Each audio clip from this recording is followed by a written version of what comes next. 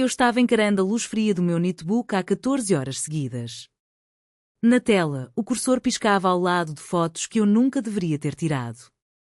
Eram imagens em alta resolução do juiz Sterling parado com um homem não identificado no cruzamento da Ashland com a 18 TH Street.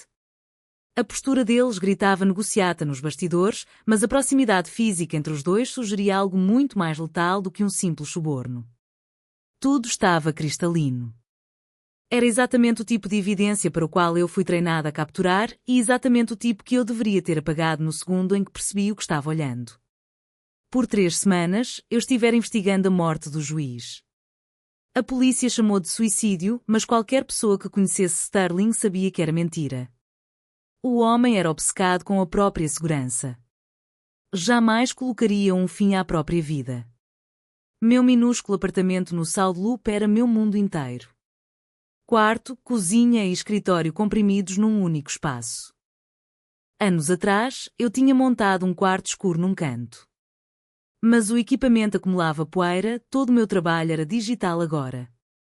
O radiador batia contra a parede num ritmo constante que eu já havia aprendido a ignorar. Lá fora, o bairro estava envolvido naquele silêncio pesado e exausto que só as manhãs de domingo conseguem trazer. Eu tomei um gole de café que esfriara havia 1 hora, sem energia para preparar outro. Quando cliquei para a próxima imagem, meu estômago afundou. O homem ao lado de Sterling não era um contato qualquer. Minhas investigações o tinham ligado a informantes federais e a uma enorme rede de crime organizado. Eu havia checado cada fonte, verificado cada dado e construído uma linha do tempo que ninguém poderia descartar como paranoia. Alguém tinha assassinado o juiz para encobrir os rastros. E essas fotos eram a prova definitiva. Meu celular vibrou sobre a mesa. Era Connor de novo. Durante a semana inteira, meu parceiro de trabalho me mandara mensagens desesperadas, estranhos fazendo perguntas pelo bairro, caçando uma fotógrafa. Eu havia ignorado os avisos dele como pura paranoia. Agora, enquanto as imagens perigosas carregavam uma por uma percepção nauseante me atingiu. Ignorar Connor talvez tivesse sido um erro fatal. De repente, 2 mãos fortes me agarraram por trás. A caneca de café explodiu em pedaços no chão. Eu soltei um grito cego e apavorado, mas uma palma pesada se fechou sobre minha boca e engoliu o som. A contenção era absoluta e aterrorizantemente calma. Aquilo não era um assalto qualquer. Era um ataque preciso, calculado. Não grite de novo, disse uma voz junto ao meu ouvido. Sotaque carregado. Italiano, talvez, ou algo do leste europeu que eu não consegui identificar com precisão. Não faça barulho. Não resista. Meus olhos se ajustaram o suficiente para ver o reflexo dele na janela. Uma silhueta enorme. Uma estrutura física que sugeria anos de violência, ou de disciplina, ou das duas coisas juntas. Eu não conseguia discernir o rosto com clareza na luz baixa, apenas impressões. Impressões perigosas. As fotografias, continuou ele, com a voz firme e desprovida de qualquer emoção. Você as viu. Você não vai contar a ninguém. Meu coração martelava contra as costelas com tamanha força que eu achei que os ossos poderiam rachar. Como ele sabia das fotos. Como havia entrado no meu apartamento. A porta de segurança lá embaixo não funcionava desde outubro, mas as pessoas encontravam formas de entrar. Ele me girou. Agora eu conseguia vê-lo direito sob a iluminação fraca do apartamento. Olhos escuros que pareciam catalogar tudo em mim ao mesmo tempo. Um maxilar forte com uma cicatriz fina correndo pelo osso, como se alguém o tivesse aberto e esquecido de deixá-lo sangrar. Devia ter uns 35 anos. Vestia roupas que juntas custavam mais do que o meu aluguel mensal, mas eu me forcei a não calcular os preços. Cabelo negro varrido para cima. Pele oliva. Bonito do jeito que predadores são bonitos, beleza enrolada ao redor do perigo, desenhada para fazer você hesitar por tempo suficiente. Quem é você? Minha voz saiu menor do que eu esperava. Frágil. Alguém que está mantendo você viva. Dominique se moveu em direção ao meu notebook, olhou para a tela que exibia o juiz Starling e seu misterioso acompanhante. Sua expressão permaneceu impassível, mas algo endurecia por trás dos olhos, algo que sugeria que a violência era uma língua que ele falava com fluência. O sindicato Sato sabe que você tem essas fotos. Eles estão vindo buscar você. 20 minutos. Talvez menos. Isso é impossível. Como eles saberiam sequer, Dominique não ergueu a voz. Isso foi pior do que se tivesse gritado. Não leve nada. Não traga nada. Só você mesma e o que está vestindo. Vamos. Eu peguei minha jaqueta vermelha da cadeira ao lado da cama. Minhas mãos tremiam tanto que eu mal conseguia achar as mangas. Minha mente girava por possibilidades, cada uma mais aterrorizante do que a anterior. Aquilo não era violência aleatória. Dominique sabia das fotos. Sabia do envolvimento do sindicato Sato. As perguntas que Connor estava fazendo cristalizaram de repente numa clareza apavorante. Por que eu deveria confiar em você? Exigi, calçando tênis pretos sem nem me dar ao trabalho de colocar meias. Porque a alternativa é continuar aqui quando eles chegarem. Eles não vão ser educados. Eles não vão negociar. Dominique já estava se movendo em direção à porta, verificando o corredor pelo olho mágico com eficiência profissional. E porque eu observo o suficiente para saber que você é inteligente demais, Susas. 3 homens apareceram no meu apartamento então. Eu não os tinha ouvido entrar. Eles se moviam como se pertencessem ali, avaliando cantos e janelas com a eficiência de soldados treinados para identificar ameaças e neutralizá-las. Um deles fez um sinal de cabeça para Dominique. Escada de serviço, Dominique os instruiu numa língua que eu não entendia. Depois, de volta para mim, com um tom que não admitia discussão, vamos. O corredor estava vazio.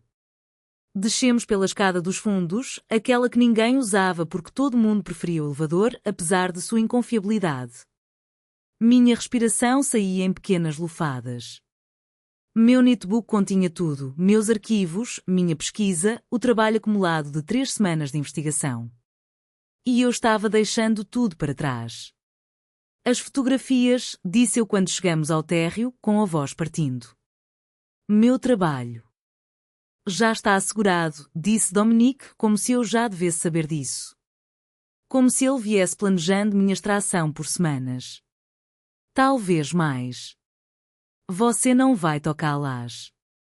Você não vai saber onde estão. É isso que mantém você viva. O beco dos fundos dava para a 19 TH Street.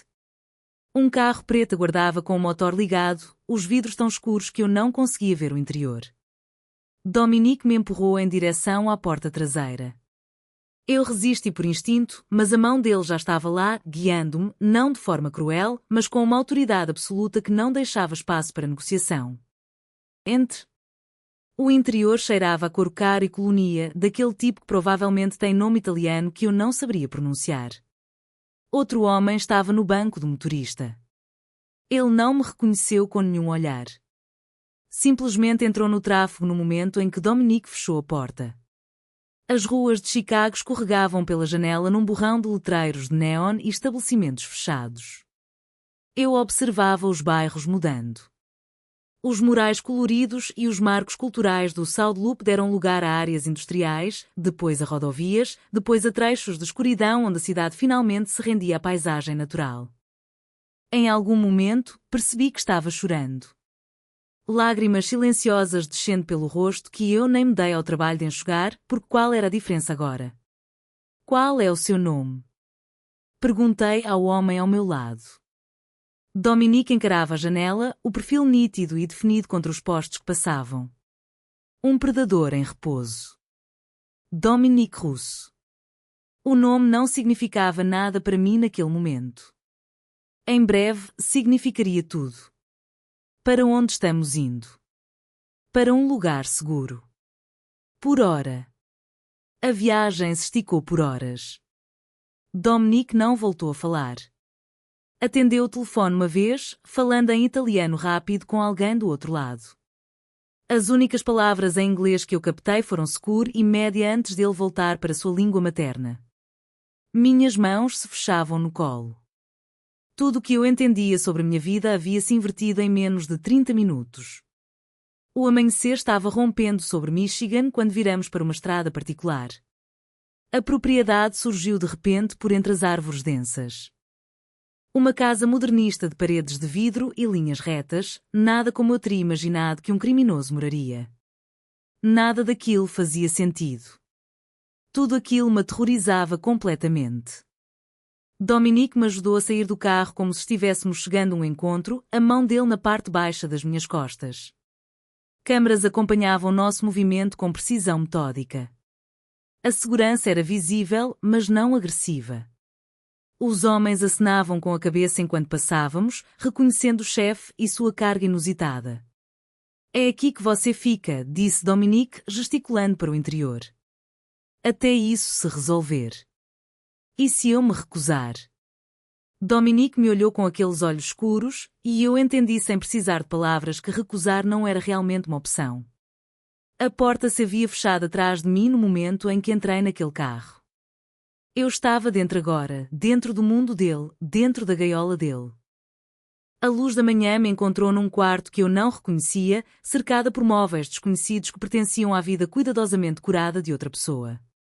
Acordei ao som de movimento além da porta, meu corpo rígido sobre lençóis que cheiravam levemente amaciante e a algo floral que eu não conseguia identificar. O quarto era maior do que todo o meu apartamento em Chicago.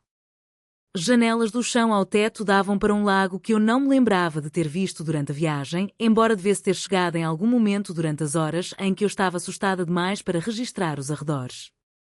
Uma mulher entrou sem bater. Estava na casa dos 60 anos, cabelo sal e pimenta preso num coque arrumado e uma expressão que sugeria que ela já vira coisas muito mais estranhas do que uma fotógrafa sequestrada no quarto de hóspedes do seu empregador. Ela carregava uma bandeja com café, pão fresco, manteiga e geleia, arranjados como um pedido de desculpas. Bom giorno, disse a mulher, pousando a bandeja na mesinha de mogno. O sotaque era espesso, autenticamente italiano. Sou Rosa. Cuido da casa. O Signor Russo quer você na biblioteca às 10 horas. Tem 2 horas. Eu fiquei olhando para o café me perguntando se estava drogado, se qualquer coisa naquela casa era confiável. Então a fome venceu a paranoia e eu bebi mesmo assim. Tinha gosto de expresso de verdade, do tipo que custa dinheiro que eu não tinha.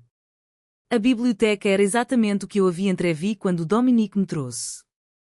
Estantes do chão ao teto em 3 paredes, luz natural inundando pelas janelas que enquadravam a paisagem de Michigan como pinturas. Mas agora eu podia ver a coleção direito. Primeiras edições. Livros em italiano, português, inglês. Uma poltrona de cor posicionada perto da lareira. Tudo falava de alguém que lia, que pensava, alguém que não deveria ser um criminoso. Dominique estava lá com 2 outros homens quando eu cheguei exatamente às 10. O que eu reconhecia do meu apartamento se chamava Matteo. Tinha o rosto de diplomata de alguém treinado para negociar. O outro, Luca, parecia o pesadelo de alguém, nós dos dedos marcados por cicatrizes, olhos que viram a violência se tornar rotina. Arper, disse Dominique, gesticulando para o sofá de couro em frente a onde estava sentado. Espero que tenha dormido bem. Eu não sentei. Fui sequestrada. Durmo como vítimas de sequestro dormem. Avaliação justa. Dominique não pareceu ofendido. E o que se seguiu foi um desmonte clínico da minha própria investigação virada contra mim. Semanas atrás, os informantes de Dominique espalhados por Chicago em posições que eu jamais teria adivinhado sinalizaram meus movimentos. Uma fotógrafa fazendo perguntas sobre o juiz Starling. Uma mulher acessando certos registros públicos, entrevistando pessoas específicas, construindo uma narrativa que Dominique descreveu com a precisão de quem já havia revisado. O sindicato Sato descobriu você antes de nós, explicou Dominique, recostando na cadeira como se aquilo fosse uma reunião de negócios e não o desmonte da minha vida. Eles entenderam imediatamente o que essas fotografias representavam. Uma única imagem de Rio Sato se encontrando com um informante federal destruiria operações que eles levaram décadas construindo. No segundo em que você capturou aquele encontro, se tornou uma responsabilidade para múltiplas organizações. Como você soube das fotografias? Exigi. Eu nunca publiquei nada. Nem falei para o Connor, parei ao perceber que havia revelado o nome do meu parceiro de investigação. Seu colega Connor Brooks vinha fazendo perguntas perigosas sobre uma fotógrafa do seu bairro há 3 semanas, interveio-me até suavemente. Ele criou visibilidade. Visibilidade atrai a atenção de pessoas que não podem se dar ao luxo de ter testemunhas. Monitorei a situação porque as fotografias me implicavam, continuou Dominique, a voz firme como se estivesse discutindo tempo. Não como informante. Sou muito investida em permanecer invisível para trabalhar com agências federais. Mas meus homens conduziam negócios naquela área. Se suas imagens continham evidências das minhas operações ao lado de evidências de cooperação federal, o FBI de repente teria uma alavanca que eu não posso permitir que possuam. Então você me sequestrou para se proteger, disse eu. A realidade disso pousou como um golpe físico. Sequestrei você para mantê-la viva. Havia algo no tom de Dominique que sugeria que ele acreditava que essa distinção importava. Você estava a 3 horas de operativos do Sindicato Sato decidindo o que fazer com uma testemunha. Eles vinham com perguntas e sem nenhuma intenção de deixar você respirando. Cheguei primeiro. Dominique puxou um notebook debaixo da mesa de centro e o abriu. Notícias de Chicago encheram a tela. Manchete local: fotógrafa desaparecida em conexão com investigação sobre o juiz. Minha fotografia me encarava dos próprios arquivos da minha investigação, um headshot profissional que eu havia usado para trabalhos freelance. Comunicado do FBI solicitando informações sobre o meu paradeiro. Eles estão procurando por você, disse Dominique. O FBI considera você uma potencial testemunha de corrupção. O Sindicato Sato considera você uma responsabilidade que precisa de remoção permanente. As 2 organizações adorariam encontrar você. A diferença é a intenção de cada uma. Então sou o quê para você? Alavanca. Seguro. Você é uma mulher que viu coisas que não deveria e sobreviveu o suficiente para precisar de proteção de pessoas mais perigosas do que eu. Dominique fechou o notebook.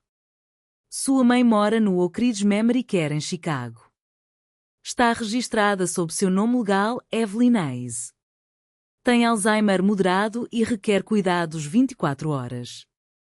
Esses cuidados custam aproximadamente $7.000 por mês. A mudança de assunto foi tão abrupta que fiquei momentaneamente desorientada. Como você sabe da minha mãe? Sei tudo o que é relevante sobre você. Sua mãe estará segura. A clínica continuará recebendo pagamento integral. Ninguém vai se aproximar dela, ameaçá-la ou usá-la como alavanca contra você. Esta é a minha garantia. E se eu não cooperar? Então voltamos ao problema original. Você tem 2 organizações de caçando. Estou oferecendo uma terceira opção, cooperação em troca de segurança, para você e para a Evelyn. Mateo falou então, seu colega Connor também recebeu proteção. Sutil, mas abrangente. Desencorajamos certas organizações de entrar em contato com ele. Foi comunicado com muita clareza que qualquer informação sobre seu paradeiro ou condição morre junto com qualquer pessoa tola o suficiente para tentar capturá-lo. Eu entendi o que estavam dizendo. Connor estava sendo protegido, sim, mas como alavanca. Se eu tentasse contatá-lo, se tentasse fugir, qualquer um desesperado suficiente poderia usá-lo para forçar minha obediência. As fotografias, disse eu baixinho. O que acontece com elas? Permanecem seguras até a situação se resolver, respondeu Dominique. Você não sabe onde estão. Isso é intencional. O Sindicato Sato não pode torturar informações que você genuinamente não possui. O FBI não pode intimar evidências que não consegue localizar. As fotografias tornam-se seguro para todas as partes, inclusive você. Sentei então, sentindo a realidade da minha nova existência pousar sobre meus ombros como um peso. Por quanto tempo? Até que o sindicato pare de caçá-la, disse Dominique. Até que o FBI perca o interesse em perseguir uma pessoa desaparecida sem pistas restantes. Até que eu tenha confiança de que você pode existir no mundo sem atrair atenção letal. Semanas. Meses. Potencialmente. Dominique não estava oferecendo esperança falsa. De alguma forma, isso era pior do que se tivesse mentido. Você terá liberdade dentro desta propriedade. Os terrenos são seguros, mas extensos. Há uma biblioteca, uma piscina, jardins. Pode fazer ligações para sua mãe, embora sejam monitoradas. Não pode sair sem escolta. Não pode contatar autoridades. Não pode tentar comunicação com seus antigos colegas. E se eu me recusar? Então providenciarei sua saída e espero que as 3 semanas que leva para o sindicato localizá-la sejam pacíficas. Mas nós dois sabemos que eles vão encontrá-la eventualmente. O peso da armadilha era absoluto. Dominique não estava me ameaçando. Estava simplesmente apresentando matemática. Ficar ali ou morrer num prazo que eu não podia controlar. Nenhuma das opções era liberdade. Ambas eram apenas variações de confinamento. Quero garantias, ouvi a mim mesma dizer. Por escrito. Sobre os cuidados da minha mãe. Sobre o que acontece comigo. Pela primeira vez, algo que parecia respeito cruzou o rosto de Dominique. Você as terá. Matteo vai preparar os documentos. Mas entenda, Harper, minha palavra é melhor do que qualquer papel pode ser encontrado, usado contra você. Minha palavra é negócio, e negócio é como eu sobrevivo. Dominique levantou, indicando que a reunião havia terminado. Luca e Matteo seguiram em direção à porta, me deixando sozinha na biblioteca com um café frio e todo o meu entendimento sobre segurança permanentemente alterado. Os livros ao meu redor de repente pareciam adereços na história de outra pessoa. Eu era apenas uma atriz agora, seguindo um roteiro para o qual nunca havia feito teste. Naquela primeira noite no quarto de hóspedes, liguei para minha mãe. O telefone estava monitorado. Eu podia ouvir o clique suave do equipamento de gravação. Mas ela atendeu, confusa e alegre. Eu disse que estava num retiro de trabalho. Ela não questionou. Ela nunca questionava mais nada. Quando desligou, sentei na escuridão do meu quarto emprestado e reconheci a verdade. Eu estava exatamente onde Dominique havia calculado que eu eventualmente concordaria em estar. Não sequestrada, aprisionada pela matemática e pelo cuidado, e pelo simples fato terrível de que ficar viva significava ficar ali, no mundo dele, sob a vigilância dele, até que ele decidisse que a ameaça havia passado. Se é que passaria algum dia. A piscina tornou-se meu santuário no 3º dia. Era uma instalação interna com paredes de vidro dando para o lago, aquecida a uma temperatura que me fazia esquecer as câmaras de segurança montadas nos cantos. Rosa me havia providenciado um maiô preto, simples, caro. Apareceu no meu quarto com a precisão de serviço de hotel. Tudo ali operava com esse tipo de eficiência invisível. Refeições materializavam. Roupas eram lavadas e devolvidas. O mundo funcionava ao redor do meu confinamento como se eu fosse uma hóspede em vez de uma prisioneira. Na tarde do 4º dia, Matteo me encontrou na piscina. Não apareceu em traje de banho. Simplesmente ficou na beira, de camisa social e calça, me observando com a atenção cuidadosa de alguém avaliando uma ameaça potencial. Você não está tentando escapar, observou Matteo, acomodando-se em uma das espreguiçadeiras. Eu me puxei da água, alcançando a toalha que Matteo provavelmente havia garantido que estaria disponível. Para onde eu iria? Esta propriedade está cercada de floresta e segurança. Eu estaria morta antes de alcançar a estrada principal. Exatamente. Matteo sorriu e foi quase genuíno. O que significa que ou você é inteligente ou está derrotada. Estou apostando em inteligência. Estou aterrorizada, corrigi, enrolando a toalha ao meu redor. Terror e inteligência não são mutuamente exclusivos. Matteo me ofereceu uma garrafa de água gelada. Sua mãe está aproveitando o novo programa de arte-terapia na clínica. Dominique providenciou financiamento adicional para programas especializados. A equipe diz que ela está mais engajada do que esteve em meses. A menção da minha mãe pousou como um soco. Não preciso de atualizações sobre a condição dela em troca de obediência. Mas não é isso que você quer. Saber que ela está sendo cuidada. O tom de Mateo não era cruel, apenas prático. Não somos monstros, SRTAs. Somos simplesmente pessoas gerenciando complicações.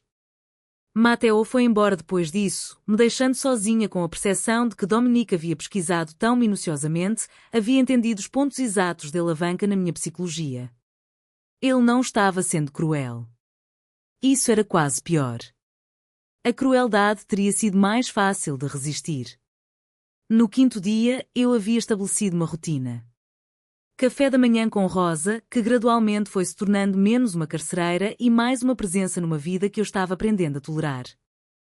Rosa me contou sobre a família dela na Sicília, sobre os netos que ela via 2 vezes por ano, sobre como havia trabalhado para vários homens importantes, porque era isso que as mulheres italianas da sua geração faziam.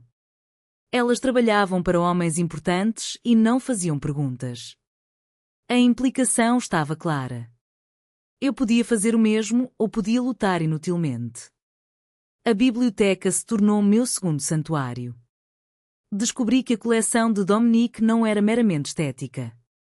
Seus livros eram usados. Passagens marcadas. As margens continham observações manuscritas em italiano preciso. Encontrei um volume de poesia de Pasolini e reconheci as mesmas passagens que ele havia anotado. A sobreposição era inquietante. Eu e esse criminoso que me aprisionava havíamos lido as mesmas palavras, pensado coisas semelhantes sobre poder e mortalidade e a corrupção das coisas belas. Comecei a escrever cartas que nunca pretendia enviar. A linha clicou 2 vezes, do jeito que clica quando alguém está medindo sua voz pelos decibéis. Depois a respiração da minha mãe. Pequena, sussurrante e imediatamente lar. Abóbora. Disse ela, e eu fechei os olhos diante de um apelido que não pertencia a nenhuma mulher adulta que eu havia conseguido ser. Sou eu, disse. Você está bem hoje. Pintei um limão, anunciou ela solenemente. A professora diz que dei uma sombra a ele. Limões têm sombras. Tudo tem, se a luz for honesta. Engoli o pedido de desculpas que queria subir pela minha garganta. Você se lembra do cartão postal de Porto? Perguntei. Uma pausa. Papéis sendo folheados. Na minha cabeça, a sala de estar bege da clínica, a valsa quieta de sapatos e cadeiras de rodas. Sol na água, disse minha mãe finalmente. A letra da sua avó. Ela dizia que você era feita de luz. Mordi o lábio até sentir gosto de ferro. Ela sempre foi dramática. Igual a você, disse minha mãe. E então a clareza escureceu. A voz dela vagou para pequenos corredores. Você vai aparecer depois do trabalho. Em breve, menti, no tempo verbal que as pessoas usam quando o tempo é um sistema climático. Estou segura, mãe. É bom estar, disse ela. E a enfermeira deve ter feito algum gesto gentil, porque minha mãe acrescentou, obediente como uma criança, tenho que ir para a reunião de grupo agora. Nos despedimos. A luz gravada no final da chamada se apagou com um clique eficiente. Segurei o telefone por muito tempo depois. Foi a primeira vez desde a noite no meu apartamento que me permiti chorar como atividade. Não porque fosse fraca, porque a dor tem costelas e alguns dias elas pressionam. No 6º dia, tudo mudou. Luca apareceu na porta da biblioteca no início da noite com uma expressão que eu já havia aprendido a ler como algo entre alerta e perigoso. Dominique levantou dos documentos que revisava e toda a atmosfera do comodo se transformou. Temos um problema, disse Luca em italiano, devagar o suficiente para que eu pudesse acompanhar. Os homens do Sato. Eles encontraram o perímetro. O maxilar de Dominique se contraiu. Ele se levantou com precisão fluida, já se movendo em direção à porta. Quanto tempo? Horas? Talvez menos. Ainda estão se posicionando, mas a vigilância confirmou pelo menos 4 operativos. Eles sabem que alguém está aqui. A implicação estava clara. O sindicato Sato havia localizado a propriedade. A segurança que eu havia construído mentalmente, tijolo por tijolo, acabara de desabar completamente. Dominique se voltou para mim e por um momento vi todos os cálculos acontecendo por trás dos olhos dele. Ele estava medindo opções, pesando consequências, decidindo como proteger algo que havia começado a considerar valioso. Inicie o protocolo de evacuação, ordenou Dominique a Luca. Depois, para mim, você tem 1 hora para fazer a mala com o essencial. Estamos saindo. Levantei, as pernas instáveis. Indo para onde? Para um lugar onde eles não possam nos seguir, disse Dominique. Mas precisamos nos mover agora. A segurança daquele lugar, aquela estranha prisão dourada onde eu havia de alguma forma me apegado ao meu captor, estava evaporando. E enquanto Luca saía para coordenar a partida, Dominique me olhou com uma expressão que sugeria que ele entendia exatamente o que eu estava perdendo. Porque ele também estava perdendo. Qualquer conexão estranha que havia se formado entre nós ao longo daquelas 2 semanas estava prestes a ser testada pelo caos e pela violência. Luca dirigiu com o tipo de agressividade controlada que sugeria anos de experiência transportando pessoas que não podiam ser encontradas. Eu estava no banco traseiro, vendo Michigan se dissolver para trás. A propriedade que eu havia de alguma forma começado a pensar como santuário desaparecendo na floresta e no escuro. 3 horas até Detroit, Luca havia dito. 3 horas para processar que a segurança sempre havia sido uma ilusão. A evacuação havia sido executada com precisão militar. Rosa havia aparecido na minha porta minutos após a ordem de Dominique, me ajudando a fazer a mala com o essencial num único saco. Ela não havia falado além das instruções necessárias, mas suas mãos eram gentis ao dobrar as poucas roupas que eu havia acumulado. Quando tentei levar livros da biblioteca, ela sacudiu a cabeça. Nenhum peso desnecessário. Nada que não pudesse ser abandonado para correr novamente. Detroit emergiu da escuridão como uma constelação de luzes fracas. Entramos por áreas industriais, passando por armazéns de janelas quebradas e cercas de arame coroadas com arame farpado. Não era a Detroit dos projetos de revitalização.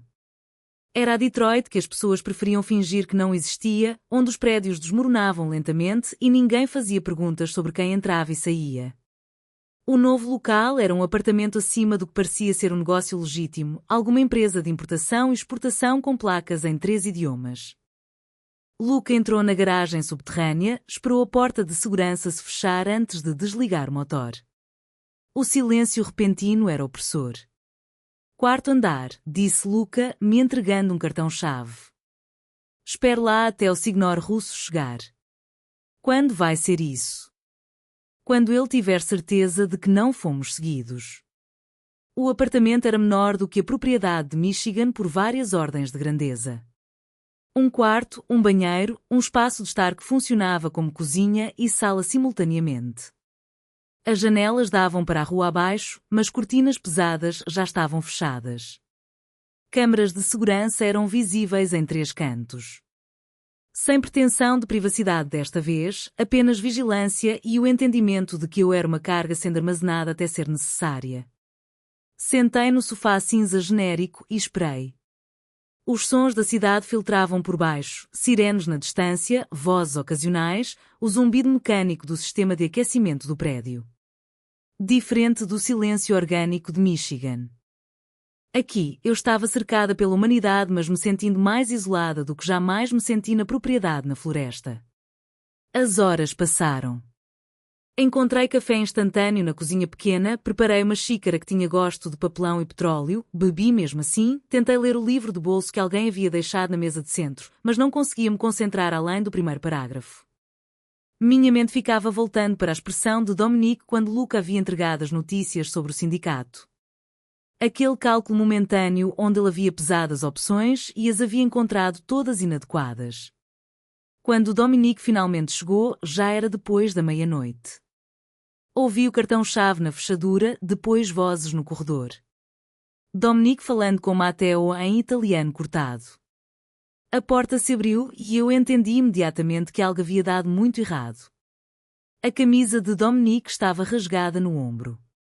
Sangue havia secado numa mancha escura do lado esquerdo. O rosto trazia hematomas frescos ao longo do maxilar e os nós dos dedos estavam em carne viva, como se ele os houvesse usado contra algo mais duro do que carne. Atrás dele, Matteo parecia igualmente despentinado, embora menos machucado. Eles haviam brigado com alguém. Talvez várias pessoas. Você está machucado, disse-eu, levantando. Contido, respondeu Dominique, passando por mim em direção ao banheiro. Matteo atualiza sobre os arranjos da manhã. Dominique fechou a porta do banheiro antes que eu pudesse protestar. Ouvi a água correr. Ouvi os sons quietos de alguém limpando feridas que não conseguia alcançar direito. Quando me movi em direção à porta, Matteo me interceptou gentilmente. Deixo ter privacidade, disse Matteo baixinho. A cabeça está machucada pior do que o corpo. O que aconteceu? Os operativos do sindicato que haviam encontrado a propriedade de Michigan, o Signor Russo tratou pessoalmente da complicação. O tom de Matteo sugeria volumes sobre o que tratou significava. A situação agora está contida, mas acelerou nosso cronograma. Afundei de volta no sofá, processando. Dominique havia matado pessoas esta noite, ou ordenado suas mortes, ou participado de brutalidade que eu mal conseguia conceitualizar. O homem que me havia carregado para a cama quando eu havia adormecido lendo havia passado a noite envolvido em violência. Antes que eu pudesse responder a Dominique naquela noite, eu disse, antes de amanhã quero termos. Dominique estava no meio do caminho até a janela. O velho instinto que faz os homens verificarem o vidro antes de verificarem a si mesmos. Ele se virou. Não alavanca, acrescentei. Linguagem. Diga, disse ele. Não serei punida pelo bom senso, disse eu. Se eu escolher uma porta durante um exercício de incêndio que você não coreografou, você não chama isso de desobediência. Você chama de sobrevivência. Minha garganta apertou, mas mantive nota. E eu não desapareço dos seus homens, de mim mesma, das partes de mim que escrevem e tiram fotos e ligam para minha mãe nos dias ruins. Se eu fico, essas partes ficam comigo. O maxilar de Dominique se moveu uma vez, uma pequena concessão mecânica. O que você me dá em troca? O óbvio, disse eu. Sem polícia, sem jornalistas, sem improvisações que fazem seus homens morrerem porque meus sentimentos eram mais altos do que a sua matemática. E eu digo quando meu medo quer fazer algo estúpido, para que a sua matemática possa ser mais alta. Em algum lugar naquilo, os ombros de Dominique baixaram por um grau que a matemática não registraria. Feito, disse ele. Diga como um contrato, disse eu, porque palavras são o único papel que certos homens respeitam. Dominique disse. Disse em italiano, depois de novo em inglês, cuidadoso com cada consoante como se cada uma fosse um gatilho. Eu repeti de volta. A janela atrás dele nos dobrou no reflexo. Parecíamos a aproximação de algo civilizado. Não era. Era melhor. Uma trégua a que nenhum de nós havia sido ensinado a crer. As fotografias, continuou Matteo, puxando uma cadeira em frente a mim. Serão destruídas amanhã. Num local neutro. Representantes de ambas as organizações estarão presentes. Você testemunhará a destruição. Porque precisa estar lá. Porque o sindicato precisa acreditar que você está cooperando voluntariamente. Se suspeitarem de coerção, vão presumir que as fotografias ainda existem em outro lugar. Sua presença, sua obediência visível, vendo a ficção de que isso foi acordado por todas as partes. E depois de destruídas, você permanece com o Signor Russo por 48 horas enquanto o sindicato confirma que não existem cópias. Depois, teoricamente, você está livre. A expressão de Matteo sugeria que ele entendia quão vazio teoricamente soava. Dominique emergiu do banheiro vestindo uma camisa limpa que Matteo deve ter trazido. O sangue havia sumido, mas a exaustão havia se instalado nas linhas ao redor dos seus olhos. Dominique havia envelhecido uma década nas horas desde que eu o havia visto pela última vez. Você deveria dormir, disse Dominique, sem bem me encarar. Amanhã vai ser exigente. Eles eram vigilância apenas, disse Dominique finalmente, me olhando direto. Os homens de hoje à noite não deveriam ter entrado em confronto. Perceberam que estávamos evacuando. Tentaram capturá-la diretamente para nos forçar a ceder. E falharam. A finalidade em sua voz não deixava espaço para mais perguntas. Você está segura? É o que importa. Mas segurança parecia cada vez mais relativa. Eu estava segura do sindicato Sato apenas porque Dominique havia cometido violência em meu nome. Estava segura de processos federais apenas porque ele havia escondido evidências. Estava segura do abandono apenas porque havia me tornado algo mais do que alavanca para ele. Cada forma de segurança que eu possuía era condicional, negociada, temporária. Não sei como me sentir sobre nada disso, admiti. Eu também não. A honestidade de Dominique me surpreendeu. Você deveria ter permanecido um problema a resolver. Tornou-se complicada. Ficamos ali no pequeno apartamento, duas pessoas presas em circunstâncias que nenhuma havia escolhido, conectadas por violência e necessidade, e por algo que nenhuma de nós queria nomear. Amanhã eu ajudaria a destruir o trabalho que havia definido minha investigação. Amanhã eu participaria de teatro projetado para convencer assassinos de que eu era obediente.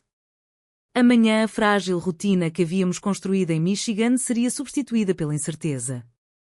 Naquela noite, simplesmente observei Dominique ir até a janela e verificar a rua abaixo. O corpo dele ainda enrolado de tensão pelo que quer que tivesse feito para me manter respirando. O homem que havia me sequestrado, o homem que me havia salvo, o homem que eu estava começando a perceber que não conseguia mais separar de mim, não importava quanta distância psicológica eu tentasse manter. Mateo chegou antes do amanhecer com roupas que me transformaram em alguém interpretando um papel em vez de vivendo uma vida. Vestido preto e ajustado, blazer profissional, saltos que batiam no concreto com uma autoridade que eu não possuía. No espelho, eu mal me reconhecia. A mulher que me encarava parecia composta, controlada, capaz de testemunhar a destruição da sua própria investigação sem se despedaçar. Você precisa parecer cooperativa, explicou Mateo, ajustando meu colarinho com precisão treinada. Não grata, não traumatizada. Profissional. Alguém que entende o negócio sendo conduzido. O local do armazém foi fornecido apenas minutos antes da partida, terreno neutro que nenhuma organização controlava, escolhido por negociações às quais eu não tinha acesso. Luca dirigiu enquanto Mateo me orientava sobre os protocolos. Eu ficaria ao lado de Dominique. Não falaria a menos que diretamente interpelada. Assistiria à destruição das fotografias sem oferecer reação visível. Minha presença sozinha comunicaria o que importava, cooperação voluntária. E se eu me recusar? Perguntei enquanto a cidade passava borrada. Então você já decidiu que prefere morrer a ser salva, respondeu Mateo sem julgamento. Porque é isso que recusar significa agora. O armazém era anonimato industrial. Exterior de tijolos vermelhos que poderia ter sido em qualquer lugar dos Estados Unidos. Sem sinais. Sem indicação de propósito. Os homens de Dominique haviam chegado primeiro. Contei 6 deles posicionados nas entradas e cantos internos. Mercenários disfarçados de guarda-costas. Movimentos sugerindo que haviam matado pessoas e o fariam novamente sem hesitação. Então o sindicato chegou. 4 veículos. 8 homens internos que serviam precisamente demais. E um homem que comandava o espaço simplesmente a ocupá-lo. Ryu Sato. Eu o reconhecia das fotografias que havia tirado. Em pessoa, era menor do que sua reputação sugeria, mas o jeito que todos se orientavam ao redor dele revelava a arquitetura real do poder. Signor russo, Sato cumprimentou Dominique em inglês com sotaque japonês. Obrigado por acomodar este encontro. A SRTAs foi uma complicação infeliz para ambas as organizações, respondeu Dominique, o próprio sotaque se tornando mais pronunciado, o sotaque italiano emergindo sob pressão. Estou sugerindo que resolvamos juntos. Os olhos de Sato me encontraram. Senti a avaliação dele como peso físico, a mente dele catalogando se eu era ameaça, ferramenta ou algo que poderia ser descartado.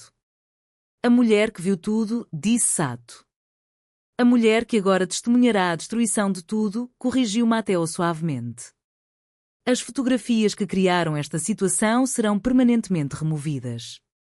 Eles haviam trazido um especialista técnico, alguém que trabalhava com computadores como se contivessem respostas para questões existenciais. O especialista montou o equipamento no centro do armazém enquanto ambas as organizações mantinham distância como predadores estabelecendo território. As fotografias apareceram num monitor suspenso de suportes portáteis. Imagens que eu havia capturado, imagens que haviam definido as últimas 2 semanas da minha existência, expostas para julgamento de homens que nunca seriam julgados eles mesmos. Tudo do cartão de memória, anunciou o especialista. Recuperação completa de backup tentada. Nada existe além destas imagens. Sato fez um sinal a um de seus subordinados, que lhe entregou um dispositivo. A destruição deve ser testemunhada por ambas as partes. Deleção completa. O que se seguiu foi coreografia executada com precisão. Arquivos foram selecionados. Protocolos de exclusão permanente iniciados. Barras de progresso preenchendo-se em direção à finalidade. Minha investigação desaparecendo em código e matemática e apagamento absoluto de evidências. Cada fotografia pela qual eu havia arriscado tudo, cada momento que eu havia documentado, reduzido a valores nulos e setores vazios num disco rígido que foi então fisicamente destruído. Eles trouxeram um martelo. As mãos do especialista tremiam enquanto ele esmigalhava o disco rígido em fragmentos. Sato assistia com a expressão de alguém fechando um livro que já havia lido. Quando o último pedaço havia sido destruído, Sato se voltou para Dominique. A garota fica livre após 48 horas de verificação, disse Sato.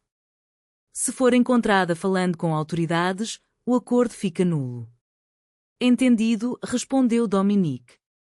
E Russo? Sato se aproximou de Dominique.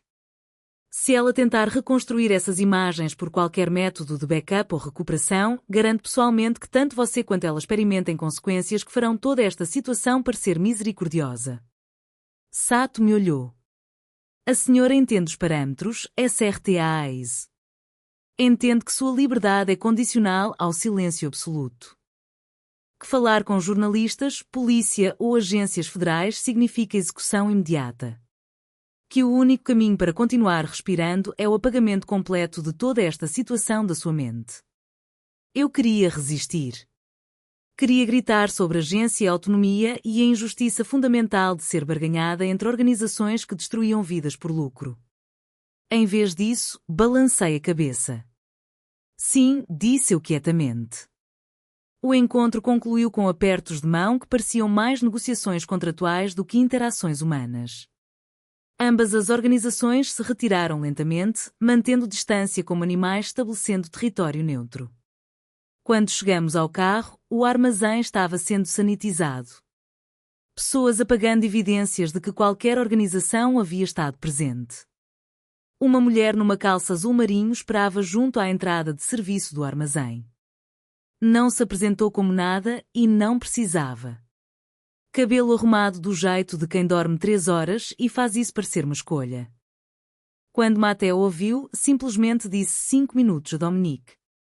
Dominique não disse nada, e eu entendi aquilo como permissão que podia ser revogada por um único verbo. Não estou aqui para queimá-la, disse a mulher para mim, sem olhar para os homens que não eram estátuas. Você não está detida. Não é meu negócio assassinar fotógrafas. Uma pequena ruga apareceu entre as sobrancelhas dela.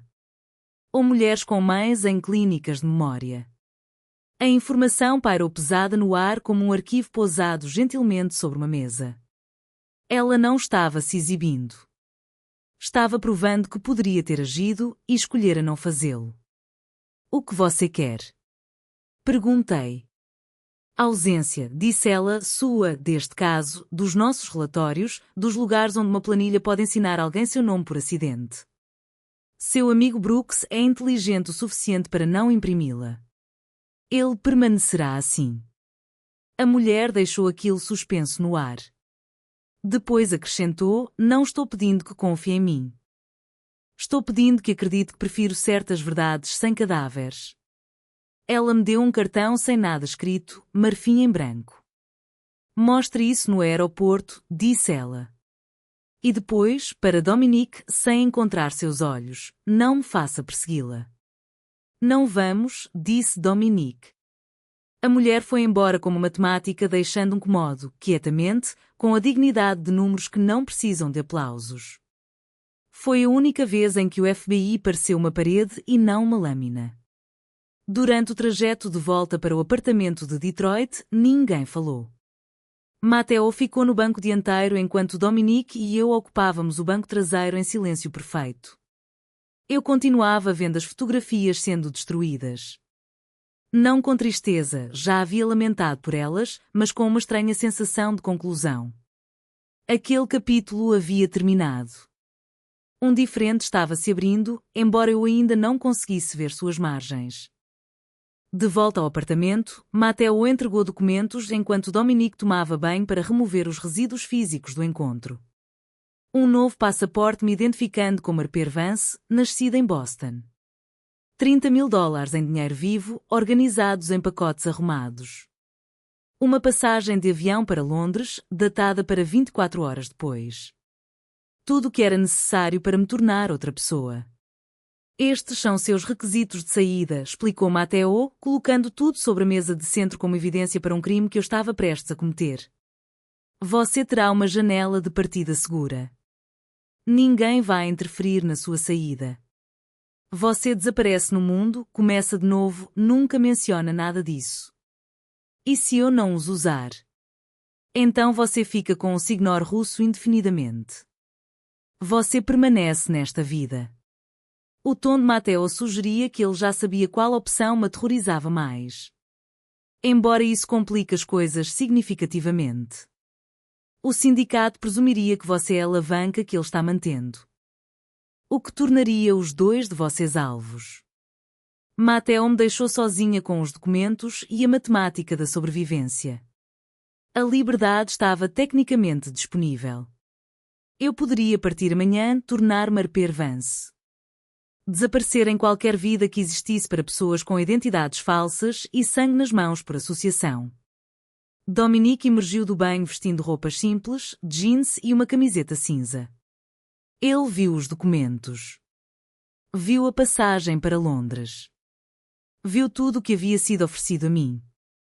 Sua expressão não traiu nada, mas eu entendi o que a ausência de expressão significava. Ele havia preparado essa saída sabendo que eu poderia usá-la. Sabendo que eu deveria usá-la. Você deveria ir, disse Dominique quietamente. Deveria. Seria lógico.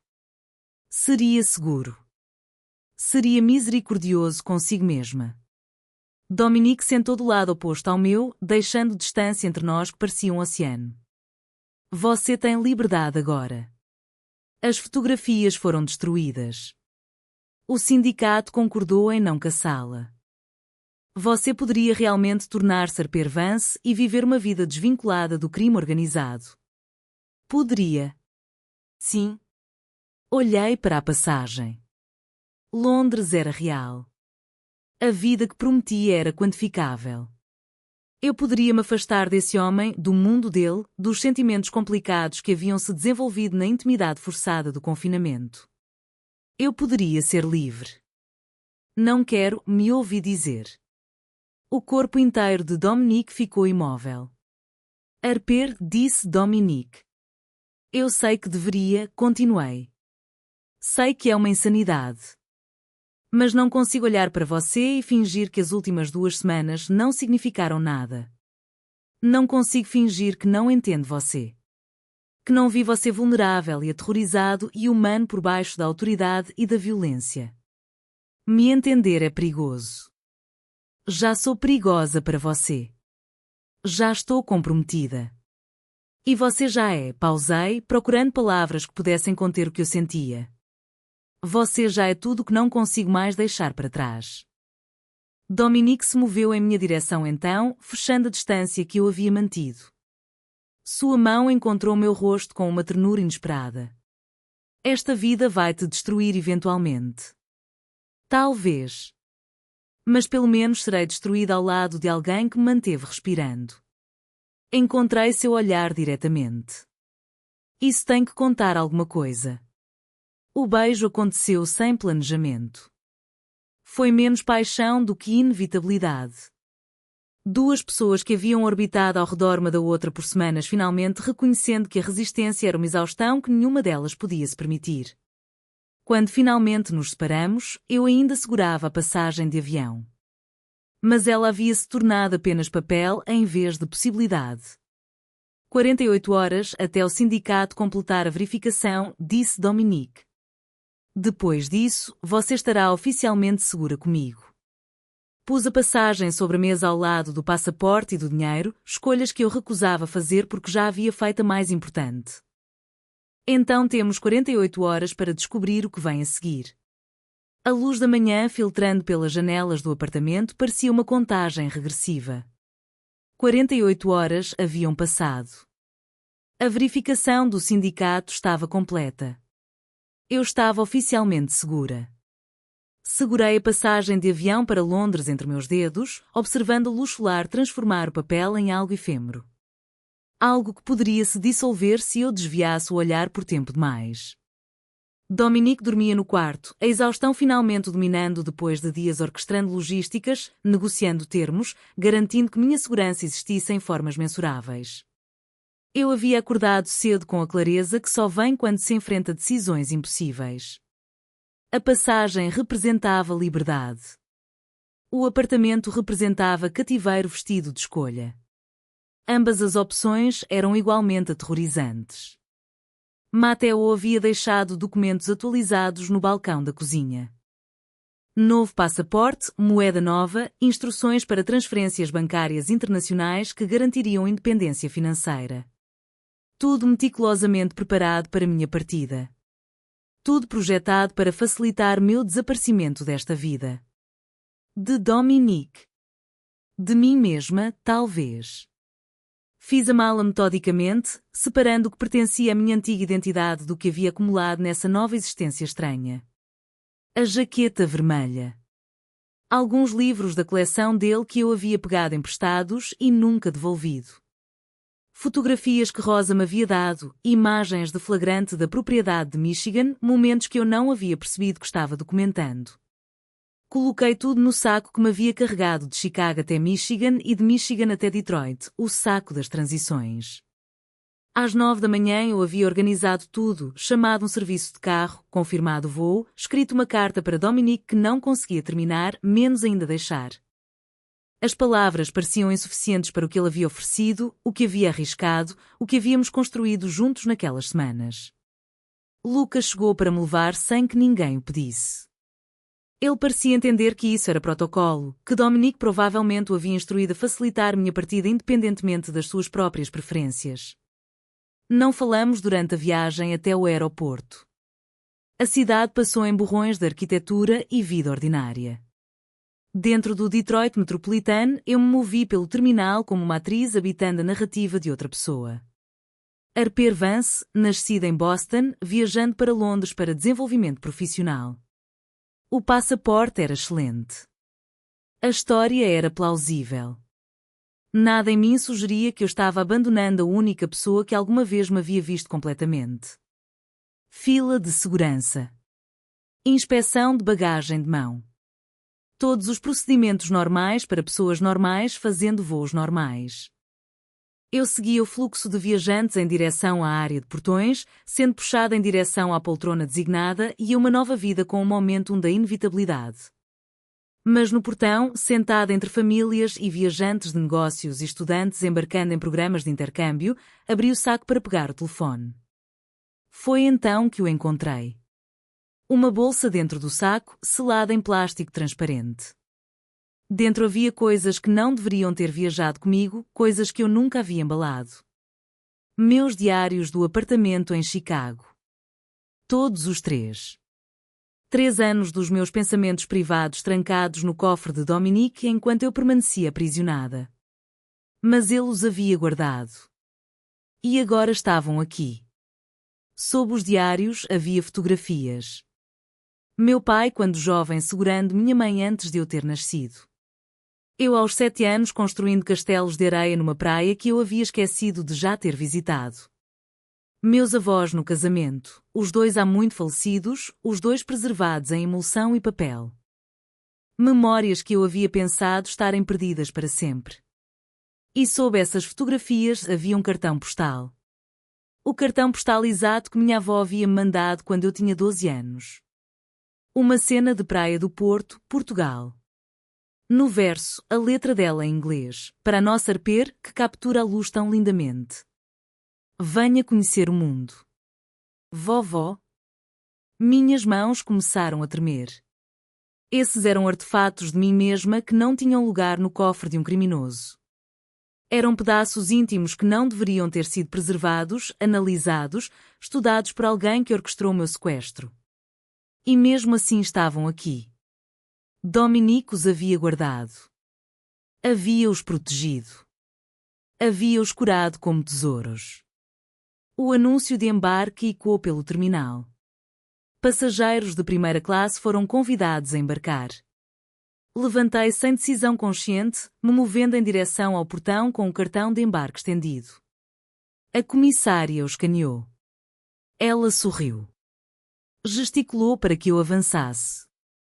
Eu não conseguia me mover. Meu corpo havia-se separado da minha vontade. Ao meu redor, os viajantes fluíam em direção à ponte de embarque.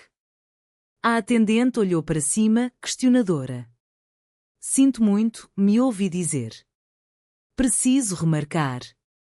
A logística de cancelar um voo foi surpreendentemente simples. A companhia processou o reembolso. O agente do portão emitiu uma nova passagem válida para viagem futura. Atravessei o terminal de volta carregando a bagagem que havia reembalado e uma decisão que eu não consegui articular completamente. Mateo ainda esperava na área de desembarque, verificando o telefone com a paciência de alguém que havia antecipado exatamente este resultado. Quando me viu emergir da área de segurança, ele não sorriu nem ofereceu parabéns. Simplesmente acenou com a cabeça e gesticulou em direção ao estacionamento. O senhor russo vai ficar satisfeito, disse Mateo quando entrei no carro. Não diga a ele, pedi. Ainda não. O trajeto de volta a Detroit foi mais quieto do que o caminho para o aeroporto. Eu segurava a bolsa no colo, entendendo que seu conteúdo representava algo que eu não conseguia quantificar ou racionalizar. Dominique havia violado minha privacidade completamente. Havia preservado pedaços da minha alma sem permissão. Havia demonstrado a profundidade absoluta da sua obsessão em me compreender. Deveria ter-me aterrorizado. Em vez disso, me senti vista de maneiras que nunca havia experimentado antes. O apartamento estava silencioso quando chegamos. Mateo foi embora sem comentar. Discrição era a especialidade dele. Encontrei Dominique no quarto, acordado agora, observando a janela com a expressão de alguém contando as horas até uma partida que já havia aceito. O voo, disse ele sem me olhar. Voltei. O corpo inteiro de Dominique ficou imóvel. Vértebra por vértebra, a espinha dele se endireitou. Ele se virou para me encarar completamente. Por quê? Abri a bolsa, mostrei a Dominique os diários, as fotografias, o cartão postal. Porque você guardou essas coisas. Porque você preservou pedaços de mim que eu havia pensado estarem destruídos. Porque violar minha privacidade tão completamente tornou-se de alguma forma a coisa mais honesta que alguém alguma vez fez por mim. Arper, disse Dominique. Não estou ficando porque estou presa, continuei. Não estou ficando porque não tenho alternativas. Estou ficando porque você já viu tudo que sou e não destruiu. Você protegeu. Isso é aterrorizante e impossível e completamente insano, disse eu, mas é também a única coisa que importa. Dominique se moveu em minha direção então, como atravessando um oceano. Suas mãos encontraram meu rosto com aquela ternura cuidadosa que ele havia mostrado apenas em momentos privados. Se você ficar, as coisas serão complicadas. Já são. Você poderia morrer. Eu poderia ter morrido em Chicago. Pelo menos aqui terei morrido sendo compreendida. Encontrei o olhar de Dominique diretamente. Estou ficando porque ficar com você é a única escolha que parece honesta agora. O beijo de Dominique guardava todas as palavras que nenhum de nós conseguia falar. Quando nos separamos, algo fundamental havia mudado. Não resolução, mas aceitação. Um reconhecimento de que algumas prisões são indistinguíveis de santuários. De que o amor talvez existisse nas margens entre o confinamento e a libertação. Precisamos de novos arranjos, disse eu quietamente. Não vou ser mantida. Não vou ser monitorada constantemente. Preciso de espaço, autonomia e capacidade de tomar minhas próprias decisões dentro de parâmetros de segurança, parâmetros que negociamos juntos. Pus a bolsa no chão. Estou escolhendo isto, mas a escolha só importa se for verdadeiramente minha. Dominique acenou lentamente, entendendo que tudo havia mudado entre nós. Não simplificado romanticamente em resolução, mas transformado em algo mais genuíno. Uma parceria forjada em violência e desespero e a estranha alquimia de duas pessoas que haviam começado como captor e prisioneira e se tornado algo que nenhum de nós tinha mais palavras para nomear. 3 meses depois de eu voltar para Detroit, mudamos-nos de volta para Michigan. Não para a mesma propriedade, Dominique havia vendido anos antes, aparentemente, guardando-a apenas para fins comerciais. Em vez disso, adquirimos uma casa diferente, 2 horas mais ao norte, perto de Grayling. Esta era menor, menos declaração arquitetônica, mais lar de verdade. Janelas do chão ao teto davam para o lago, mas o design parecia habitado em vez de decorado. Rosa veio conosco. Rosa decidiu que a cozinha seria o único cômodo onde certos substantivos eram proibidos. Sindicato, bureau, sangue. As palavras podiam viver no escritório, na biblioteca, no carro, no bosque, mas não onde a massa crescia e o café perdoava. Rosa bateu nos meus nós dos dedos com uma colher de pão na primeira vez que eu disse vigilância enquanto ralava casca de limão. Basta, disse ela. Aqui dizemos raspar. Dizemos cozinhar. Dizemos provar e ver. E o Dominique, o que diz? Perguntei. Que vai tentar, disse Rosa. E foi a mais gentil das condenações que já ouvi. Trançamos pão e ela me ensinou o segredo de não ser dura demais com a massa que parece querer punição. Quando Dominique entrou mais tarde e beijou meu pescoço de um jeito que teria feito a versão de mim adolescente sair do cômodo, Rosa fez uma careta de mãe que permite a felicidade em doses supervisionadas. Come, ela ordenou a Dominique, empurrando uma tigela pelo balcão. E não falo como homens com dentes. Dominique obedeceu. Na cozinha, até lobos podem ser educados. Rosa havia de alguma forma se transformado, de funcionária para algo mais próximo de família, oferecendo sua particular marca de gentileza italiana direta. Ela me ensinou receitas que a avó dela havia-lhe ensinado. Ela observava Dominique e eu com a expressão conhecedora de alguém que havia visto arranjos semelhantes antes e entendia que julgamento era irrelevante. Connor chegou numa terça-feira no final de junho. Você sumiu, disse Connor, e o primeiro riso que compartilhamos foi sobre a audácia das palavras. Adaptei-me, disse eu. Connor recebeu aquilo do jeito que bons repórteres respeitam uma resposta que não foi exatamente dada. Você o ama? Perguntou, sem crueldade. Ama a matemática que escrevemos, disse eu, e o homem que deixa a matemática ser mais gentil do que costumava ser. Isso soa como sim, disse Connor. Soa como sobrevivência vestindo algo mais bonito do que culpa. Apertei a mão de Connor. Por favor, não me escreva. Escrevi ao redor de você, disse Connor. Espaço negativo a arper. Você ficaria surpresa com quanta imagem vive ali. Ele estava certo. O melhor jornalismo sabe a diferença entre o que é verdade e o que precisa ser impresso.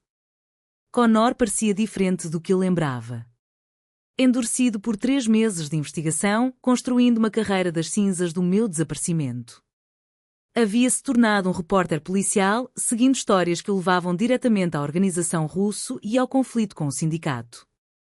Quando eu havia sugerido que ele poderia estar se colocando em perigo, Dominic simplesmente havia providenciado proteção para Connor, não aprisionamento, apenas supervisão cuidadosa. Connor vivia livremente em Chicago, mas vivia com o conhecimento de que pessoas poderosas o estavam observando. Você está bem, disse Connor, me abraçando com a estranheza de alguém que me conhecera antes de tudo aquilo. Feliz, até. Isso é perturbador. Não estou feliz, exatamente, corrigi. Estou adaptada. Connor passou a tarde com Dominic, um encontro que eu havia temido. Mas Dominic o tratou com o respeito devido a alguém que havia sido meu mundo. Discutiram jornalismo, corrupção, a interseção entre verdade e poder. Ao final da tarde, Connor estava perguntando se poderia voltar ocasionalmente. Na manhã seguinte, havia-se tornado algo como confiável. Minha mãe visitou no início de agosto. Ela não entendia completamente o que havia acontecido durante aquelas semanas em que eu havia desaparecido, o Alzheimer convenientemente obscurecendo as lacunas na minha narrativa. Ela sabia que eu estava com alguém. Sabia que eu estava segura. Parecia satisfeita com esse conhecimento. Caminhamos pelos terrenos de Michigan juntas, a mão dela na minha, enquanto Dominic mantinha a distância apropriada. Quando ela perguntou quem era ele, eu simplesmente disse, alguém que me ama. Ela sorriu e disse que eu merecia isso. As fotografias começaram a se juntar naquele outono. Trabalho freelance que as conexões de Dominic facilitaram. Casamentos, eventos corporativos, atribuições para revistas. O trabalho que me mantinha sã, que provava que eu podia existir fora do mundo dele mesmo que existisse dentro dele, meu portfólio cresceu.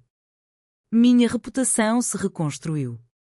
As pessoas contratavam Harper Vance sem saber que Harper Hayes havia algum dia existido.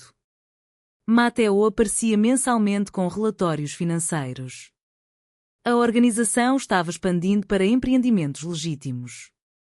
Dominic diversificava, investindo em desenvolvimento imobiliário, galerias de arte, restaurantes. A infraestrutura criminal estava sempre lá, mas agora era equilibrada com negócios legítimos que serviam tanto de cobertura quanto de investimento genuíno. Perguntei a Dominic uma vez porque estava mudando a estratégia operacional. Porque você está aqui, disse ele simplesmente. Porque quer que exista um futuro que não seja apenas sobrevivência e violência. Em outubro, a morte de Silvio se tornou real de maneiras que não havia sido no abstrato. Observei Dominic lamentar em privado, vi o peso da responsabilidade se instalar mais pesadamente sobre seus ombros. O tio havia sido um amortecedor entre Dominic e o peso total do comando. Agora não havia mais amortecedor. Segurei Dominic durante uma noite em que ele não falou, onde o luto tornou silencioso e humano e terrivelmente vulnerável. Em novembro, a vida que estávamos construindo havia desenvolvido seu próprio ritmo. A revista queria romantismo industrial, aço e pele, e a ideia de que uma cidade podia ser tanto ruína quanto passarela. Disse sim porque o briefing não pedia coragem, apenas luz. Fotografamos numa fundição que pagava bem seus funcionários e lavava as mãos. Disse aos modelos para olharem como se lembrassem das mãos dos pais nos seus ombros quando o mundo era barulhento. Eles fizeram isso. O editor mandou e-mail à meia-noite, não sabíamos que fantasmas podiam vender jeans. Eu ri pela primeira vez em uma semana sem soar como uma mulher negociando por ar. Mandei mensagem para a enfermeira perguntando se minha mãe havia pintado limões de novo. A resposta veio com uma foto e uma única palavra, sombras. Pareceu uma permissão para continuar respirando. No caminho de volta, Dominic não falou. Não precisava. Olhou para as provas e disse quietamente, você faz o partido parecer honesto. Colocou o celular com a tela para baixo e acrescentou, é a única beleza em que confio. Alcancei a mão de Dominic e não a soltei no sinal vermelho. O amor às vezes é simplesmente não soltar no vermelho. Café da manhã na varanda. Trabalho no meu estúdio, um comodo convertido que dava para o lago. Caminhadas pela tarde pelos terrenos. Noites em que Dominique tratava de negócios enquanto eu fotografava ou lia. Intimidade física que havia se tornado terna e genuína em vez de desesperada. Conversas que iam da filosofia à estratégia operacional aos detalhes mundanos de alguém aprendendo a amar em circunstâncias extraordinárias. As ordens que havíamos estabelecido se mantinham firmes por negociação. Os homens de Dominique mantinham a segurança do perímetro, mas eu podia sair da propriedade com aviso. Minhas comunicações eram monitoradas de forma menos intrusiva agora. Minha autonomia existia dentro de limites definidos que eu havia ajudado a estabelecer. Não era liberdade perfeita, mas era comércio honesto. Segurança e conexão em troca de aceitar que meu amor estava ligado a alguém que operava em territórios que a maioria das pessoas não reconhecia que existiam. Uma noite em dezembro, Dominique me encontrou na biblioteca lendo. Ambos havíamos gravitado para lá ao longo dos meses. Havia-se tornado nosso espaço compartilhado. Connor ligou, disse Dominique, se acomodando na poltrona do lado oposto ao meu. Ele está publicando um artigo sobre corrupção federal relacionada ao crime organizado. Está sendo muito cuidadoso para não implicar ninguém especificamente, mas as implicações são claras. Vai criar problemas. Criará barulho, atenção das autoridades. Vai complicar certas operações. Dominique pausou. Mas é bom jornalismo. É verdade. Disse a ele para publicar. Posei meu livro. Por que você faria isso? Porque você me ensinou que expor a corrupção importa. Porque Connor importa para você, o que significa que o trabalho dele importa. Dominique se recostou, me observando. Porque às vezes a linha entre o mundo que habito e o mundo de onde você veio não é tão absoluta como fingimos. Naquela noite, deitamos na cama observando a luz da lua se desenhar no teto. Pensei na garota que estivera editando fotografias num apartamento em Chicago 3 meses antes. Aquela versão de mim nunca teria reconhecido esta. Aquela versão acreditava em linhas morais claras. Esta versão entendia que as linhas morais eram negociáveis. Você se arrepende? Perguntou Dominique na escuridão. De ficar comigo. Todos os dias, respondi honestamente. E absolutamente não. Isso é paradoxal. Sim. Dominique encontrou minha mão na escuridão. Nunca vou te deixar ir, eu sei. Isso te incomoda. Às vezes, admiti. Mas cada vez menos do que costumava. Porque não tenho mais certeza de que quero ser deixada ir. O ano terminou com neve cobrindo a paisagem de Michigan. Connor publicou seu artigo com atenção significativa. Evelyn teve um bom mês cognitivamente. Rosa fez lasanha que tinha gosto de Itália. E eu existia na margem entre a mulher que havia sido e a mulher que estava me tornando.